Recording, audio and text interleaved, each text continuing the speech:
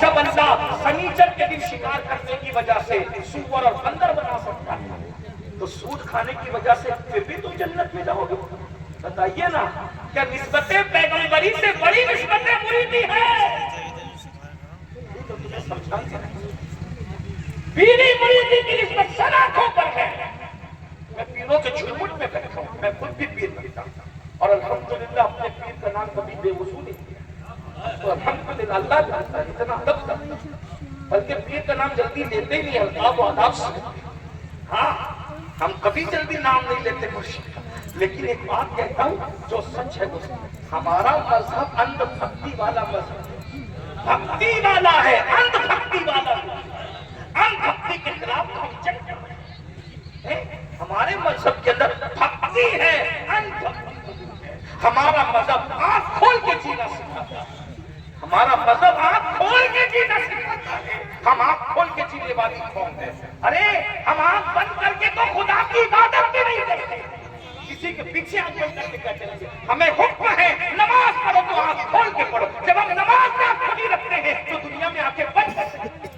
ہم آنکھیں بند نہیں، ہم آنکھیں کھول کے جینے والی قوم ہیں، ہم زندہ قوم ہیں۔ اس لیے میں آپ کو یہ کہنے آیا ہوں نگریا عقل والوں، جب نبی کی اولاد نے سنیچر کے دن منع کرنے کے بعد آج ہمیں منع نہیں ہے لیکن ان کو منع تھا، سنیچر کے دن شکار انہوں نے شکار کیا تو اللہ نے ان کے چہرے سور اور بندروں کی طرح کر دیا، جبکہ وہ نبی کی اولاد تھی۔ آپ کس کے بیٹے ہو، ہم کس کے؟ سود کھا رہے ہو نا، چھپ چھپ کے کھا رہے ہو نا، تو قبر میں منہ سور کی طرح ہوگا تو کیا بنے گا؟ بددعا کے طور پہ نہیں کہہ رہا ہوں، حضور کی حدیث ہے۔ سود کھوروں کا انجام یہ ہے کہ ان کا چہرہ قبر میں سور کی شکل اختیار کرے، نشہ کرنے والے بندر کی شکل اور سور کی شکل قبر میں اختیار کریں۔ آپ کیا سمجھ رہے ہیں؟ بہت دن تک کے یہ دنیا کا گورو دھندا کرنے کی تمہیں اجازت نہیں ہے۔ روح کا رشتہ ایک دن جسم سے ٹوٹے گا۔ مرحوم عاقب کے اصال ثواب کی محفل میں اگر چند جوان بھی بدل کر جاتے ہیں تو یہ ان کے لیے بھی مغفرت ہے، میرے لیے مغفرت ہے، مرحوم کے لیے مغفرت ہے، اور جنہوں نے محفل منعقد کی ان کے لیے مغفرت ہے انشاءاللہ۔ صبح بات آخری کر رہا تھا، کیا عرض کر رہا تھا کہ مولا مشکل کشا پاک نے قبر والوں سے ہمارے بعد آپ پہ کیا گزری، تو قبر سے آواز آئی مولا پہلے آپ بتائیں، مولا پہلے آپ بتائیں کہ آپ پہ کیا گزری۔ مولا نے فرمایا میں بتاؤں پہلے تو سن لو۔ اب سنیے مولا بتا رہے میت ہونے کے بعد ان کے گھر میں کیا ہوا۔ اور پہلی چیز تو یہ اپنے ساتھ بھی یہی ہوگا، کم زیادہ بس لیکن ہونا ہی ہے۔ مولا فرماتے ہیں تمہاری موت کے بعد تمہارا سارا مال تمہارے وارثوں میں تقسیم ہو گیا۔ جس کو اللہ کو بھول کے کمایا تھا، نہ حلال دیکھا تھا، نہ حرام دیکھا تھا، نہ رات دیکھا تھا، نہ دن، مال مال مال ہی ہو رہا ہے، مال سب مال مال کر رہے ہیں۔ بہت معذرت کے ساتھ سب مال کماؤ، پھر کہتا ہوں اللہ کو مت بھولو۔ یہ دیکھ رہے یہ مال ادھر مال ادھر مال ادھر نو مال۔ تقریر کی پوری زندگی یہ سوچ کے کی کہ امیر القادری کو لوگ مقرر کہتے ہیں، اللہ کہے گا میں نے تو کہلوا دیا تھا یا کچھ نہیں تھے۔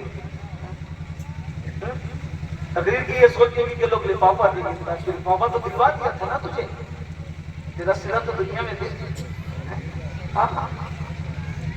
تقریر کی تو سن لو کہ سبحان اللہ کہلواتا تھا نا لوگوں کو، اس لیے کہ تو بہت بڑا مقرر، مسئلہ بتاتا تو بڑا فقیہ ہے، نعت پڑھتا تھا بہت بڑا عاشق رسول، سب سے چھپا سکتے رب سے وہ کرم ستار و وجود ہے کہ پردے ڈالتا ہے، لیکن قیامت میں کھولے گا سب لکھوا رہے اقرا کتابک پڑھ ڈر لگتا ہے۔ سب سے برا حال جو ہونا ہے وہ مقرروں کا جن کی فہرست میں فرمایا بے عمل مقرروں کے ہونٹوں کو قیامت کے دن آپ کی قینچی سے کاٹا جائے۔ سب کو کہتے تھے لیکن تم عمل نہیں کرتے تھے۔